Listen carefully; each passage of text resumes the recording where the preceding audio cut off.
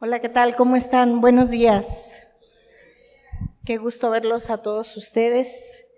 Pues hoy el pastor Humber anda en Londres, entonces por lo pronto pues me tocó a mí. Pero aquí estamos. ¿Y qué les parece si oramos y ponemos en manos de Dios la palabra? Padre, te damos gracias, Señor, porque tú eres bueno, porque tú eres fiel, porque tu misericordia, Señor, es para siempre. Y dice tu palabra que tu verdad es por todas las generaciones, Señor. Espíritu Santo, queremos que esto sea real en nuestras vidas. Yo te pido que tú hables a cada corazón, Señor, que podamos recibir en nuestra mente lo que tú tienes preparado para nosotros, Señor, y que pueda bajar hasta el corazón y hacerse real en nuestras vidas. Te damos gracias en el nombre poderoso de Jesús. Amén. La palabra de Dios dice en el primer mandamiento: amarás al Señor tu Dios con toda tu alma, con todo tu ser, y también dice con toda tu mente. ¿Y con qué me refiero a esto de con toda tu mente? A veces pensamos que creer en cosas de Dios es nada más así, créelo porque yo te lo dije, o créelo porque alguien más lo está diciendo, pero no lo razones, ¿verdad? Y no queremos razonar, o pensamos que la palabra de Dios o lo que Dios es no se razona. Pero aquí nos está diciendo que le amemos con toda nuestra mente, y eso quiere decir que podemos razonar la palabra de Dios. Y el día de hoy yo quisiera hablar de un tema que tiene mucho que ver con, que Humberto, mi esposo, la plática que dio en la mañana, pues la tomó de una plática que yo estaba dándole a las mujeres del staff, justamente porque hablábamos sobre el Espíritu Santo. Las que están yendo a los grupos Conexión en Casa se han de acordar que es el tema que estamos viendo, y el próximo miércoles no se lo pierdan, va a estar buenísimo. Seguimos hablando, es el último tema sobre el Espíritu Santo. Pero la palabra de Dios dice que el Espíritu Santo nos va a guiar a toda verdad. Y tú dices, ¿cómo me guía el Espíritu Santo? O sea, voy a escuchar así de repente una voz que me dice fulano de tal, o ¿cómo es que el Espíritu Santo me va a guiar a toda verdad? Es importante que nosotros nos metamos a su palabra, a leer las Escrituras, a leer la Biblia. Esa es una de las formas como Dios nos habla. Cuando estamos leyendo, Dios nos habla a través de la Escritura. Otra de las formas como Dios nos habla, o el Espíritu Santo nos habla, es a través de otras personas. Hay personas que pueden decir algo y Dios te está hablando a ti, y esa persona ni siquiera sabe cuál es la situación que tú traes, pero Dios te está hablando a ti. Hay veces Dios nos habla de muchas maneras. A veces nos puede hablar hasta por medio de una película. A veces nos puede hablar por medio de un comercial de televisión. Muchas formas Dios busca cómo comunicarse con nosotros.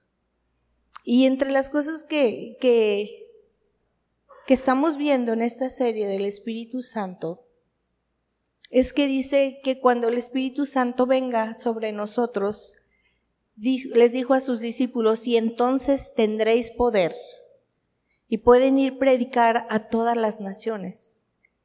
Y cuando el Espíritu Santo está con nosotros, nos ha dado el poder. Yo les decía a estas mujeres que somos afortunados al vivir en esta época, porque en aquella época, hasta que Jesús se fue derramado el Espíritu Santo. Cuando Jesús resucitó, dice que a los discípulos sopló sobre ellos y les dijo, reciban el Espíritu Santo. Hasta que Él regresó de la tumba. Y después, cuando Él se fue al cielo, dice que les dijo, no se vayan, sino quédense aquí hasta que sean investidos con el poder del Espíritu Santo, y entonces me seréis testigos. Y si ustedes leen el libro de los Hechos, es algo sorprendente lo que los discípulos hacían. Dicen que con solamente tocar la sombra de Pedro, los enfermos eran sanados. Y dicen que sacaban a los enfermos a las calles para aunque sea la sombra les tocara y eran sanados. Y se hacían muchísimos milagros. Y a veces, no sé si a ti te ha pasado, pero dices, bueno, ¿y ahora por qué no vemos eso? ¿Por qué no vemos esa tan multitud de milagros? Donde a veces yo veía en los evangelios que Jesús iba pasando y de repente le gritaba a un endemoniado, no me atormentes. O sea, Jesús ni en cuenta, pero el endemoniado iba y se le paraba enfrente y decía, no vengas a atormentarnos. Y los discípulos también oraban porque un día le dijeron a Jesús, oye, hay otros que no son de este grupo, pero que están orando y están echando fuera demonios. ¿Se los impedimos? Y Jesús les dijo, no. El que no está conmigo no está contra mí. No se lo impidan, déjenlo que lo hagan. ¿Por qué? Porque estaban teniendo fe, estaban creyendo. Yo les recomiendo mucho una serie que se llama The Chosen, Los Escogidos. Y tú puedes darte cuenta cómo la gente, cuando quería seguir a Jesús, dejaba todo. Todo. No importaba su condición social, su condición económica, de qué profesión o qué hacían, dejaban todo y seguían a Jesús. Porque querían estar con el Maestro. Porque querían tener esas experiencias que estaban pasando cuando Jesús oraba por la gente, cuando multiplicaba la comida, cuando sanaba, cuando los cojos caminaban, y todos querían estar con Jesús. Pero tristemente ahora en este siglo XXI todo lo vemos como una leyenda, como que dicen que hubo un hombre, como que dicen que en alguna época sucedieron este tipo de cosas. Y mi esposo les estaba platicando en la reunión pasada que tenemos alrededor de 43 años de ser creyentes. Y en esos 43 años hemos tenido la oportunidad de vivir 3 avivamientos, donde tú veías milagros. Y justamente él decía, salíamos a las calles a hablarle a la gente y no nos daba vergüenza. Y se burlaban de nosotros y no nos pasaba nada. Y a veces podíamos quedarnos sin comer todo el día por todo lo que teníamos que hacer y no había problema. Y a veces teníamos que caminar muchos kilómetros porque en aquella época en Aguascalientes había solo 4 rutas y se tardaba la ruta en pasar. Entonces, llegabas más rápido tú que en esperar el camión. Y así pasaban muchas cosas, pero veíamos muchos milagros, muchísimos milagros.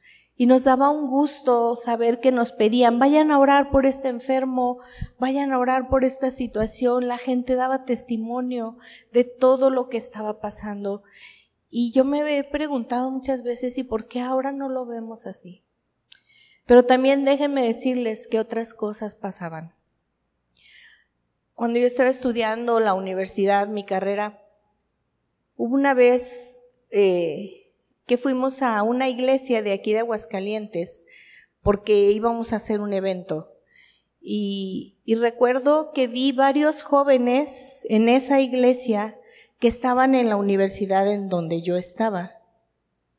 Pero cuando los vi en esa iglesia yo me sorprendí muchísimo, porque yo dije, ¿a poco estos son cristianos?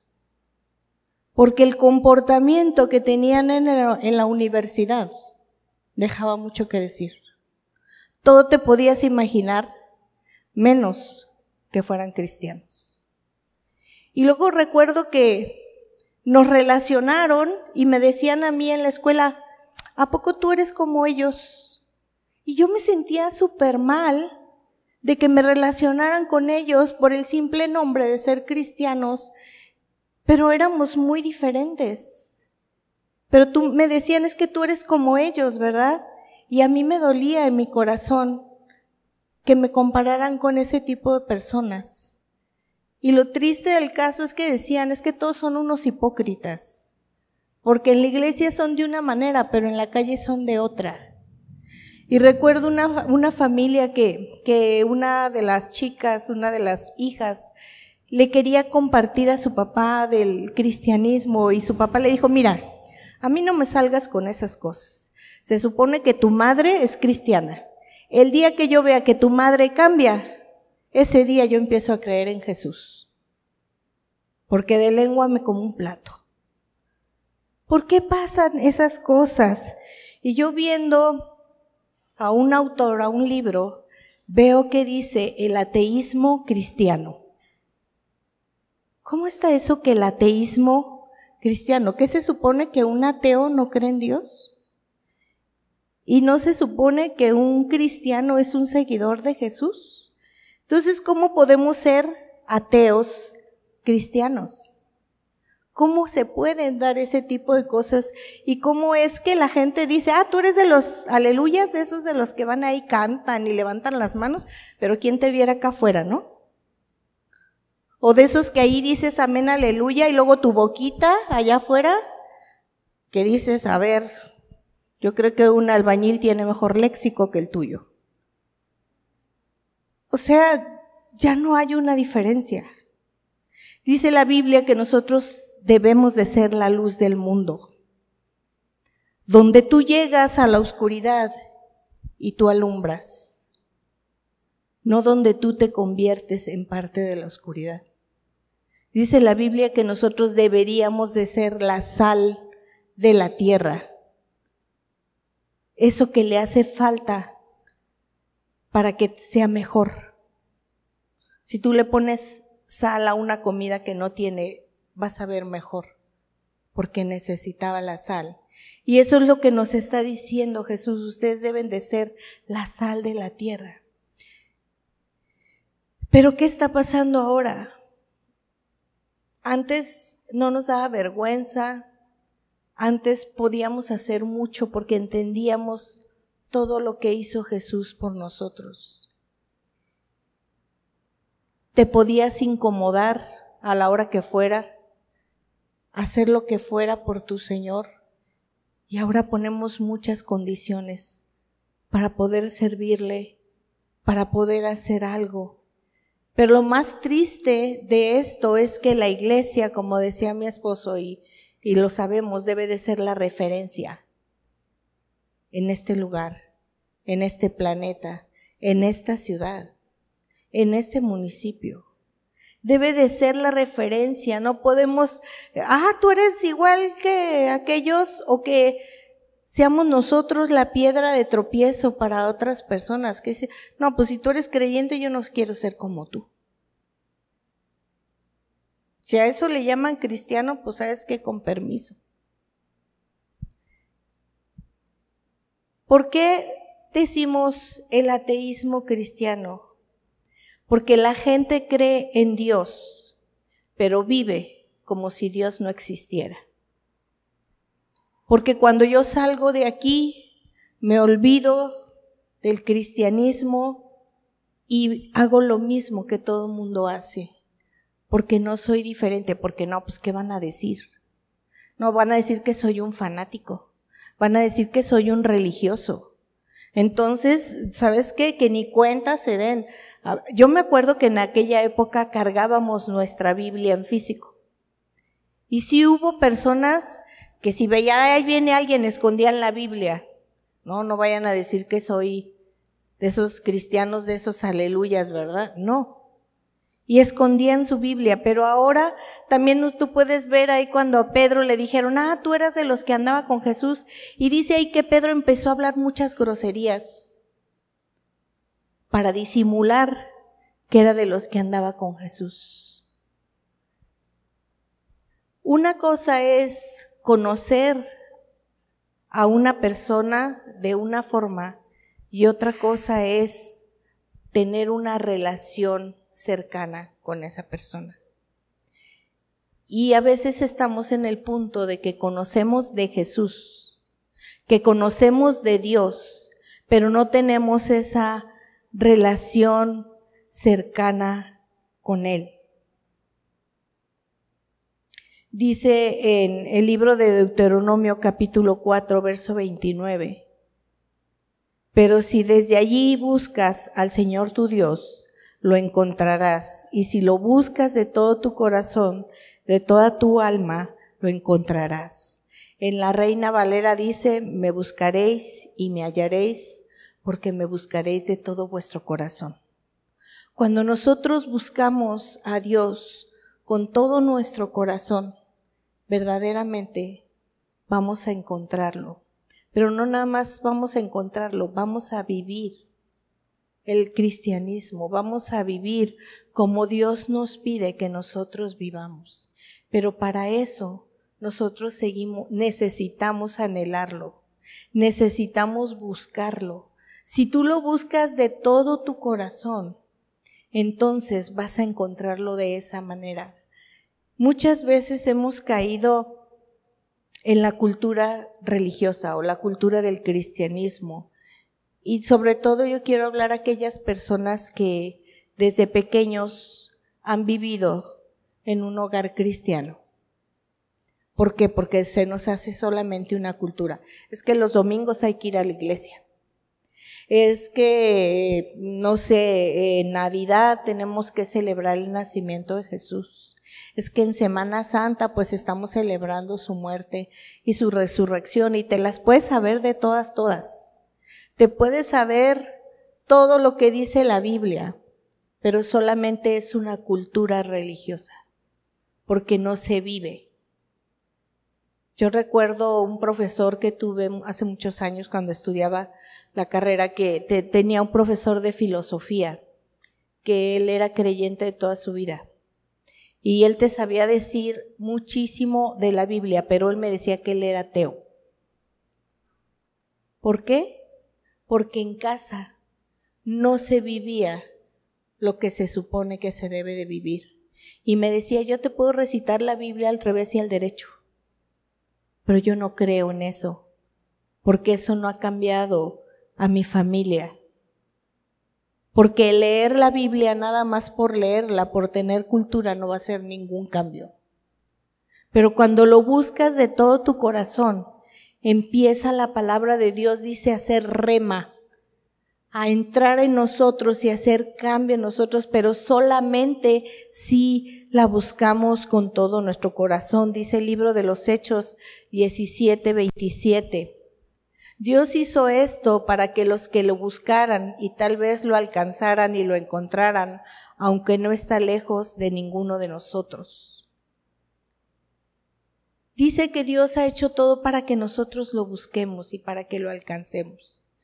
Y Él no está lejos. Aunque a veces sintamos que Dios está muy lejos, Él siempre está cerca y siempre va a escucharnos, pero si nosotros lo buscamos con todo nuestro corazón. Dice la Biblia en Santiago 2:19, yo la primera vez que leí este versículo me impactó. Santiago 2:19. ¿Tú crees que hay un solo Dios? Magnífico. También los demonios lo creen y tiemblan. También los demonios creen en Jesús. No es algo extraordinario decir yo creo en Dios, yo creo en Jesús. Lo importante es que haya cambios en nosotros.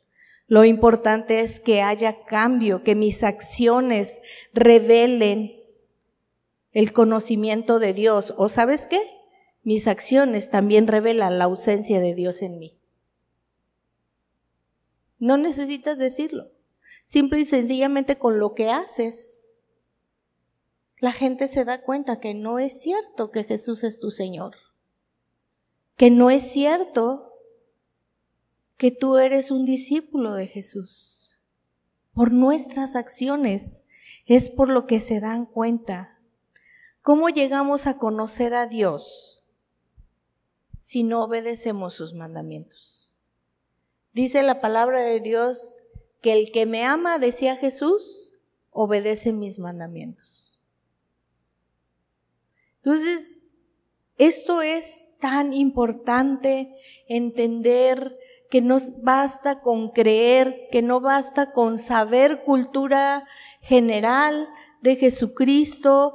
A lo mejor puedes llevar un estudio, puedes llevar un seminario, puedes ir a donde quieras y puedes saber mucho, pero si no hay cambios en ti, ¿de qué nos sirve? Es como el nutriólogo, perdón, no quiero ofender a nadie, que estudió nutrición y que tiene problemas de salud por obesidad. Dices, entonces, ¿de qué te sirvió estudiar tanto si no lo estás aplicando en ti? Es exactamente lo mismo, como el médico que no cuida su salud, sabe cómo se debe de cuidar la salud, pero él echa a perder su cuerpo con todo lo que hace. Es exactamente lo mismo. No estamos haciendo, no basta con creer o no basta con conocer, necesitamos tener una relación íntima, una relación de amor. Yo no sé cuántos de los que estamos aquí han sentido alguna vez que se han enamorado de una persona. Cuando tú te enamoras de una persona, tú quieres estar con esa persona todo el tiempo. Y ya va a llegar y empiezas a sentir mariposas en el estómago y te empiezan a sudar las manos y te empiezas a poner nervioso porque ya vas a ver a la persona amada. Y se te hace el día largo. Si te dijeron a las 3 de la tarde, desde las 5 de la mañana te estás arreglando y no ves a qué horas llegan las 3 de la tarde porque quieres estar con el ser amado. Y si el ser amado te dice, ¿sabes qué? No sé, ¿por qué no te cambias los tenis y mejor te pones zapatos? Sí, mi amor, como tú quieras, y vas y lo haces. ¿Por qué no te cortas el pelo para acá y lo haces? ¿Por qué? Porque tú quieres agradar al ser amado, porque le amas, porque tú quieres que se sienta bien contigo y lo haces. Y esta relación va creciendo al grado que ya no puedes estar sin la persona amada. Y llega el punto en que dices, nos casamos, ya queremos estar juntos para toda la vida. Ya no me conformo con ser novio, con ser novia, ya quiero estar contigo siempre. Y haces un pacto delante de Dios de que vas a estar con esa persona por siempre. Y a lo mejor así lo hicimos una vez con Jesús. Le dijiste, yo quiero estar por siempre. Pero así como en el matrimonio, si no lo cultivamos, empezamos a tener problemas. Si tú no cultivas tu relación con Jesús, vas a empezar a tener problemas.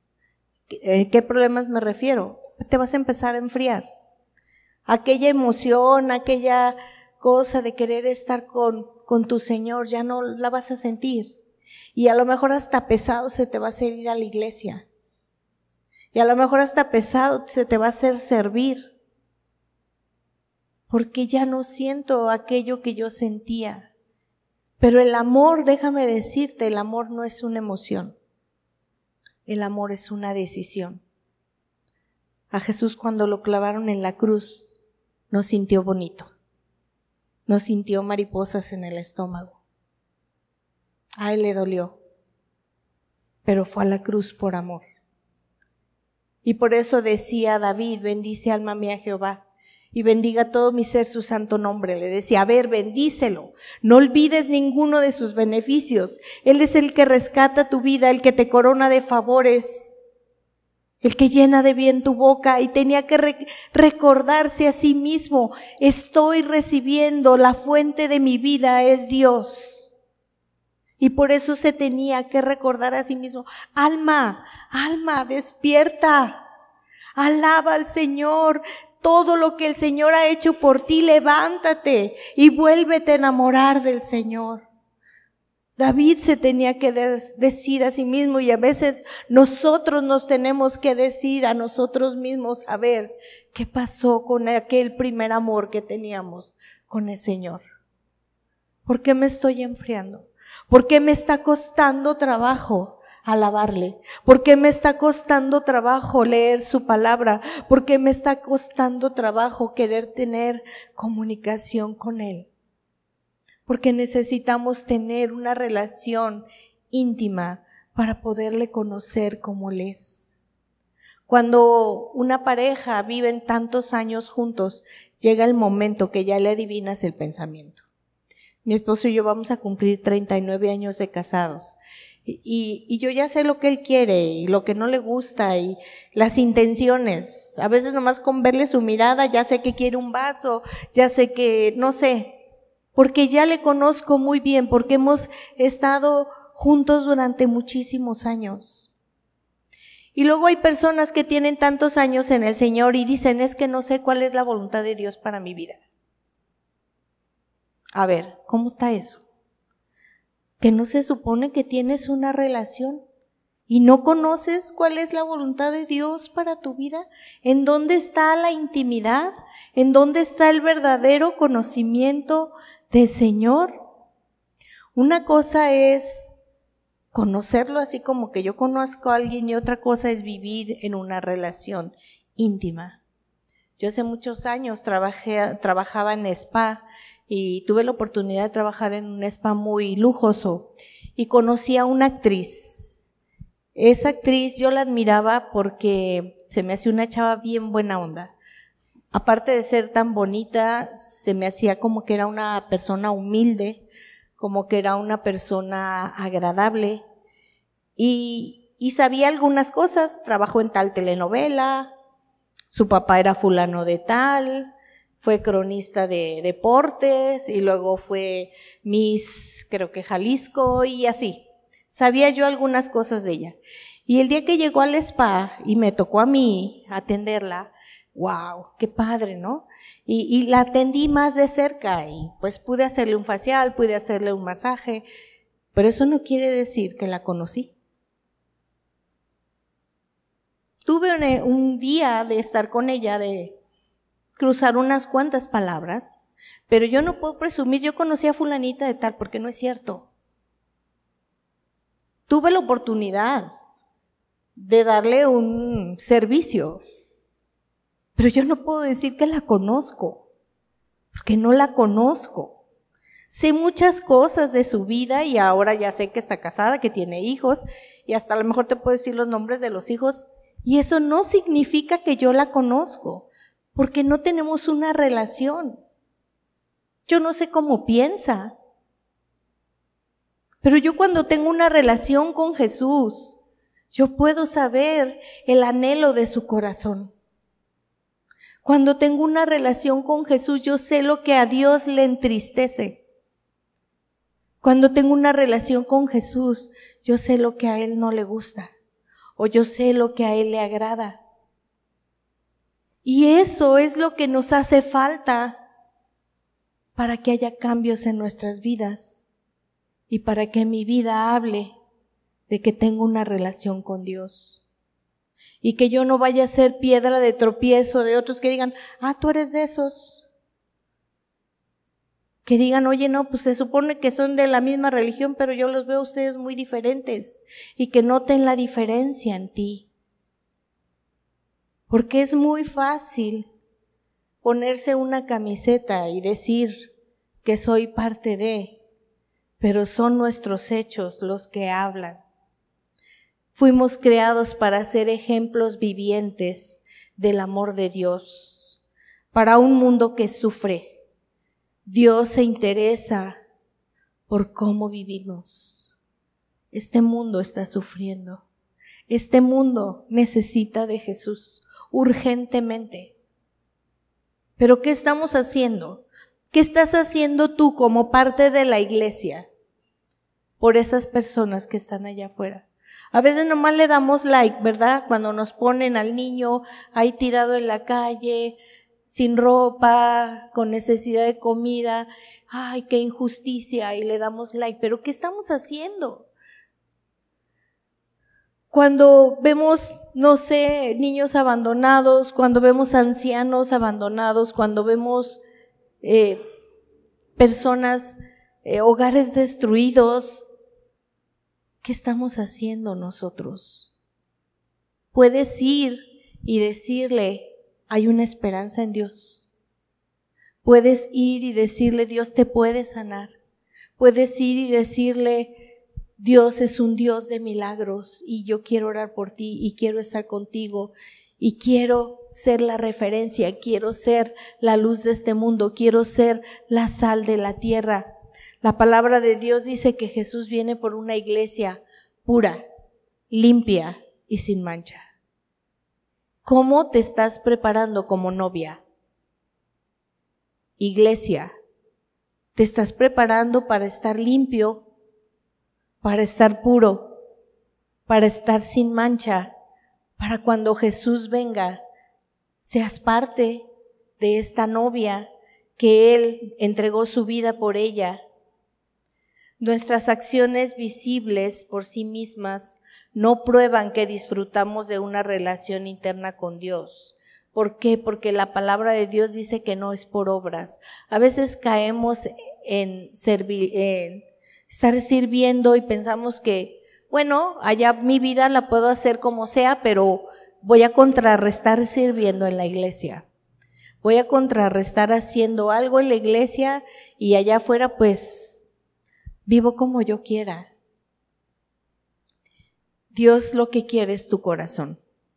Sí quiere tu servicio, pero a Dios le interesa más nuestro corazón que nuestro servicio. Cuando Pablo les escribe la carta a los Gálatas, dice: oh Gálatas insensatos, ¿quién los fascinó? Ustedes empezaron por el Espíritu y vinieron a terminar en la carne. Porque cuando esta iglesia de Galacia comenzó, ellos se llenaron de fe y quisieron seguir a Jesús. Pero luego Pablo recibe noticias de que estas personas de Galacia regresaron a su antigua manera de vivir. Y decía Pablo: no es posible. Ustedes empezaron bien. Empezaron por el Espíritu y mira ahora dónde vienes a acabar. Vienes a acabar en la carne. Esto quiere decir, antes cuando no conocían a Dios, ustedes eran esclavos, dice aquí, eran esclavos de los otros dioses, pero ahora que conocen a Dios, o más bien que Dios los conoce a ustedes, ¿cómo es que quieren regresar a esos principios ineficaces y sin valor? Quieren volver a ser esclavos. Y de los dioses yo no me refiero a estatuas. Porque cuando tú aceptaste a Jesús, tú tenías algunos dioses. A lo mejor eras tú mismo, tu yo. A lo mejor el materialismo, a lo mejor la vanidad, a lo mejor la fama. Y dijiste: ahora que soy creyente, ahora que conozco al Señor, voy a hacer cambios aquí y aquí y acá. Y a lo mejor los hiciste. Pero luego de repente empiezas a regresar otra vez a las cosas pasadas. Pablo les decía: ustedes no conocen a Dios, pero no lo suficiente como para evitar. Ustedes conocen a Dios, pero no lo suficiente como para evitar sus viejos hábitos. Esas actitudes que les hacen daño y afectan su relación íntima con Dios. Sí le conocemos, pero no lo suficiente.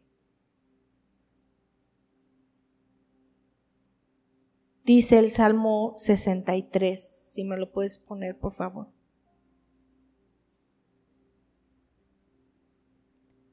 Salmo 63.